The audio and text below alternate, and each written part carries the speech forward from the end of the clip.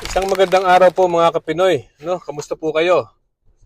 Ay, dito sa amin ay 37 degrees Fahrenheit. So, malamig na po talaga, no? Diyan naman sa atin, sa Pilipinas, ay nag-iinit. Ano? Nag-iinit at nag-aalab ang mga damdamin ng mga tao. Ano? Dahil sa nangyayaring mga korupsyon sa flood control. Ano?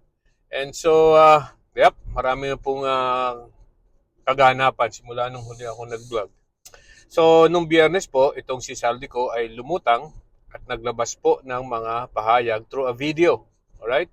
So, sinasabi niya doon at ini-implicate niya ay itong sila Romualdez, ano, at saka ito ng sila PBBM at yung mga tao ni PBBM na si Amina Pagdanganan, yung budget secretary, at saka itong yung undersecretary na Bersamin. I don't know the name. Uh, Palagay ko may relasyon yan kay Executive Secretary Bersamin. Ano? So, at nung una, ang paglalabas niya ng video ay in trenches. Ano? Ibig sabihin ay uh, installments. No? May 1, 2, video 1, video 2, may video 3 pa ata. I really don't know. Pero, na narinig ko, nakita ko kanina yung full video. Alright? So, mukhang hinati-hati yung isang video sa tatlong. Ano?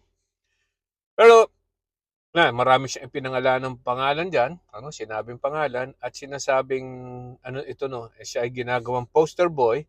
At sinabi pa niya na wala siyang kinalalaman doon. Wala siyang napakinabangang pera doon. At lahat daw ng pera ay napapunta kay PBBM. Ano? Ah, ano pa? So ito pong ating mga, by the way, ngayon nga pala padalawang araw na ng rally ng Transparency Kuno na pinamumunuan ng mga miyembro ng Iglesia ni Cristo. Alright? So, balita ko ay napakarami na po ng tao. Sabi nila, umaabot na ng 600,000 sa Quirino Grandstand sa Luneta. So, alam naman natin na itong Iglesia ni Cristo ay maraming miyembro at talagang they can mobilize, ano po, they can mobilize and make a statement. Tandaan po natin yung EDSA 3 na sila din ang namuno na pero hindi po natuloy hindi naging successful uh, during that time at napigilan ano. That was during the time na I think that was 2001. Ano? Na gusto nilang ibalik itong si Erap Estrada na napatalsik through impeachment. At any rate, that was all history. Uh, Ngayon, syempre, pag-isipan natin at pag-usapan natin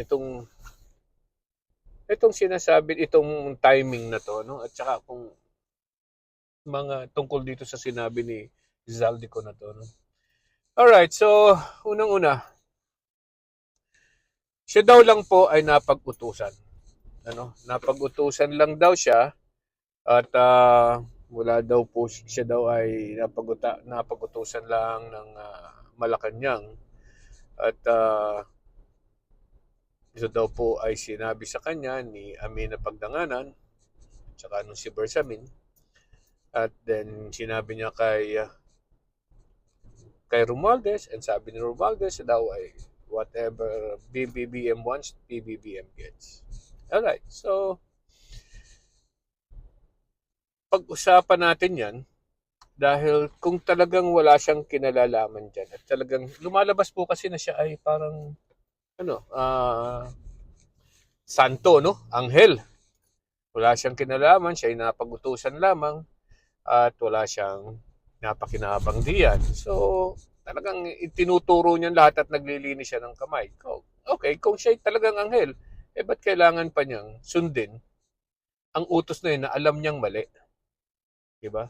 Alam niyang mali, sinunod pa. Sinabi niya na nag-reason out daw siya na hindi po pwede dahil lalaki ang budget ng, ng mas lalaki ang project ng DPWH kaysa sa education, which is against the Constitution. Yun daw ang sabi niya. Pero, sinunod pa rin niya. Alright? So, kung talagang anghel siya, dapat sinabi na niya, hindi ko pwedeng gawin yan. You can take me out of the appropriation chair at sabihin at ilagay na lang sa iba. And then, kung talagang natuloy pa rin, maging whistleblower siya. No? So, yun ang talagang malinis ang kamay. No? Hindi na sana niya ginawa. Okay. So, padalawa, ang sinasabi daw ay siya daw ay papatayin. Okay. Kung siya ay papatayin, sa tingin ko po ay mas lalong hindi mangyayari yan. Dahil pag siya po ay pinatay, sino bang papatay sa kanya? Si PBBM? Okay, kung yan na si PBBM daw ang sinasabing papatay sa kanya, most probably hindi gagawin dahil lalo nang babagsak ang liderato ni PBBM. Right? Gagawin siyang martir. Correct? So, palagay ko hindi po ang gobyerno magpapatay sa kanya. Ang palagay ko magpapatay sa kanya yung mga tao na gustong pabagsakin si PBBM. Why? Kasi po, pag namatay talaga siya at during this time, kung sakali tuuwi siya at namatay siya, alam ng tao na si PBBM ang maaaring may pakana. Right? So, gagawin niya na mga kalaban ni PBBM para i-bolster yung fact na talagang pinatay siya na PBBM. Right? So, yung mga nakikinabang sa pagkawala ni PBBM, ang gagawa niyan. Right? Sino yun? E di yung mga kalaban na gusto magpabagsak, magpababa ngayon kay PBBM. Hindi ko po sinasabi na malinis itong si PBBM. Meron po siya ditong negligence. At hindi pa rin natin alam na baka nga totoo itong sinasabi ni Zaldico. Right? Baka nga totoo. Pero siguro dapat itong si Zaldico ay umuwi dito or magbigay. Kasi po, ng statement niya dito sa harap ng publiko kung saan po pwede siyang itanong, i-cross-examine. Like for example, diyan po sa Senado, right? Umuwi siya, magsalita siya sa Senado, o kaya sa ICI, magsalita siya. Or sa Ombudsman, magsalita siya. Correct? Kasi pag ganyan na nagsasalita siya through video, hindi po malalaman kung totoo o hindi eh. Alam niyo po, ang isang pahayag para malaman mo kung totoo o hindi, ay dapat po mabigyan ng pagkakataon na ma-cross-examine. Alam niyo po yung cross-examination. Yan yung tinatanong ng mga tao, ng mga dapat makaalam. At tinitingnan kung totoo ang mga sinasabi niya. Kung meron ba talaga siyang ebidensya. Ang ebidensya na ipinakikita niya ay yung mga yung mga male-maleta daw. At mukhang ang sinasabi niya ay ini-implied niya na yung maleta ay may lamang mga pera. Ayun daw po ang dinadala nila. So, kung siya kay Romualdez at kay PBBM. Alright, pero yung pong maleta na yun, napakadali namang gumawa ng maleta, hindi naman pinakita kung may laman. Puro maleta na nakahilera, nasa mga pagitan ng mga sasakyan. So, yun po ang pinakikita nila. So, the point is this. Mas maganda sana, para malaman natin kung totoo ang sinasabi niya, umuwi siya sa Pilipinas or pumunta siya sa isang embahada, ng Pilipinas kung saan man siya ngayon na andun. Nabalita ko po yung nasa Europa. It's either Portugal or Spain. I don't know. Pero dapat pumupunta siya doon kung ayaw niya umuwi dito para magkapagsalita siya. Dahil doon po manunumpa siya doon. Sumpaan niya yung kanyang sinabi. Right? So, yun po ang mungkahi ni Ping Lacson, para naman matanong siya. Ma-cross-examine siya sa kanyang mga pahayag at makapaglabas siya ng mga ebidensya. Ng listahan na magtutugma sa sinasabi niyang mga flood control projects. No? Yun ang sinasabi ko. Ah, pero magtataka kayo sa, di ba kayo nagtataka tungkol dito sa timing, ano? Sa timing ng paglalabas ng video na yan. At putol-putol pa, no? So, para bang sinasadya talaga na ita-timing nila sa Iglesia ni Cristo Rally. Ano? Na ginagawa ngayon, 3 days daw. Sunday, Monday, Tuesday. Alright, so naglabas sila nung Friday, Saturday. Naglabas sila ng mga ganyang video. Alright? So, hindi ba parang timing naman na parang lang, ano, alam niyo yung pag-initin ang damdamin ng mga tao? Right? Mainit na nga, pinag-iinit pa lalo, no? At binibigyan ng dahilan para lalong magalit ang tao, which is talaga okay lang 'yun, right? Okay lang 'yun. Pero ngayon sa timing na yan, nakakapagduda, 'di ba? Nakakapagduda kung ano talaga ang motibo. Yan ba ay ano lang, coincidence lang na naglabas yan ng ganyang mga video right before the Iglesia ni Cristo Rally for ano ba to? Transparency? Totoo ba? Nagkataon lang? O talagang sinasadya? Kasi po, ang ngayon po, 'di ba, itong rally ng Iglesia ay sinasabing for transparency. Alright? Nung unang araw kahapon ay okay, ano, dami naman mga nagsasalita pero mukhang for transparency nga, no? Pero ngayong padalawang araw, hindi na for transparency. PBBM resign na ang inihingi nila. Alright? So, PBBM resign. Pag-isipan po natin yan, ano? Kung hindi ko naman, hindi ko sinasabi na walang kasalanan to si PBBM.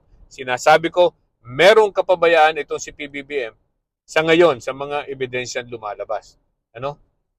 Wala pang lumalabas na ebidensya na naglilink talaga sa kanya, kung hindi salita ni Zaldico, na hindi naman malaman kung totoo o hindi dahil wala pong supporting documents. Salita lang po yan. Alright, so, assuming na PBBM resign at talagang siya ay magre-resign. For example, sinong papalit? Ayon sa constitution natin, ang papalit ay si Sara Duterte. Di ba? Ang problema dito kay Sara Duterte, ang gusto niyong kung siya ay si PBBM ay magre-resign. Ang gusto niyo si Sara Duterte ang papalit, hindi rin naman po malinis. Tandaan niyo, meron pang pending kaso yan, ha? Anong tawag dito? Na impeachment sa Supreme Court. Ha? Na tinutulugan ng Supreme Court ngayon. Dahil ayaw malaman ng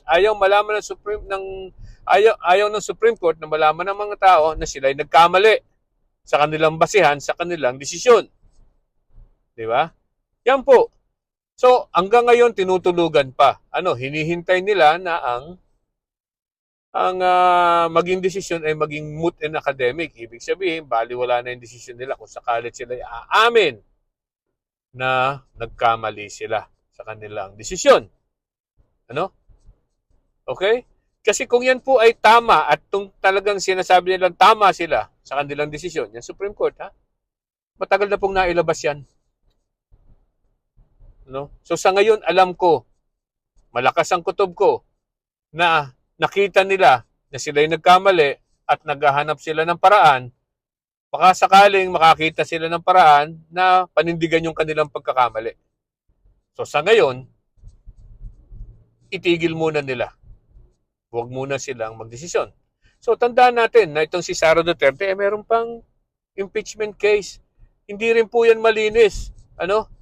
Hindi rin yan malinis. So kung yan ay ating pabababahin si PBBM sa ngayon, papalitan natin ng isa ring napakarumi. Para lang tayong naglulukuhan diyan sa Pilipinas. Di na tayo natuto. Ano? Ngayon, kung pareho magre-resign yung dalawa, si Sara Duterte at si PBBM, ayon sa Constitution, na susunod ay si Senator Tito Soto. Well, pag ganun daw po, itong Senate President ang susunod, kailangang mag-convene ang Kongreso at tumingi ng mabilisang eleksyon para sa presidente. So, yan. Anong sunod na ano? Anong ating sunod na ano na choice, no? Ay revolutionary government, which I don't believe na I don't like it. I mean, wala po sa constitution natin, pero I don't know. Pero po I always go for a constitutional transition of power. Ano? So ayoko rin ng kudita. At hindi rin natin alam kung sino ang gustong ipalit ng mga military. Right? So wala pa naman talagang magandang ipapalit. Yung magandang ipapalit ay mukhang mayor ng Naga. O yung isa naman napakabata pa, no? So I don't know. Pero ang sa akin lang po ay mag-ingat-ingat tayo sa mga lumalabas na mga palabas ng gobyerno, ano? Mukhang tama ang sinabi nitong si Vico Soto noong panahon na nagkaroon ng naimbita siya sa Senado, no? Anong sabi niya doon? Ang mangyayari niyan, guguluhin lang ng gobyerno o ng mga partido ang investigasyon na yan. Hanggang sa ang mga tao ay wala nang paniwalaan kung sino nagsasabi ng totoo. Yan po ang nangyayari ngayon. Kanya-kanya ng aligasyon, kanya-kanya ng pagdadawit ng pangalan kung sino-sino. Ano? By the way, nito pong bago ako umalis ng bahay, ay meron na pong tinanggap na ni PBBM ang resignation ni Executive Secretary Bersamin at ni Amena Pangandaman. Ano? Yan po ang mga in-implicate na pangalan nitong si Zaldico. At nag-resign po, nag-tender ng resignation at nag-resign itong dalawang to for delikadesa para mabigyan ng pagkakataon na itong si Bongbong Marcos ay makapag-imbestiga ng tama. Ano? O yung tinatawag nilang delikadesa. Okay? So, mukhang ang papalit po bilang Executive Secretary at mukha pong nasa pangalanan na siya ay itong si Ralph Recto. Sus Maria Josep. Wala na bang iba? Wala na bang ibang pagpipilian dito si PBBM? Talaga bang naubos na? Ano? Talaga bang naubos na ang matitino at matatalinong tao sa Pilipinas? My gosh. Alright. So, again, ingat-ingat po tayo, no? Ingat-ingat tayo sa ating mga napapanood at sa ating mga naririnig. Gamitin po natin ang ating pag-iisip ng maayos, ano? Huwag pong basta maniniwala sa ating mga naririnig at napapanood. Okay? At kung magpapalit tayo ng liderato, siguraduhin natin na tama ang ating ipapalit. Ano po? Magandang araw po muli. Bye-bye.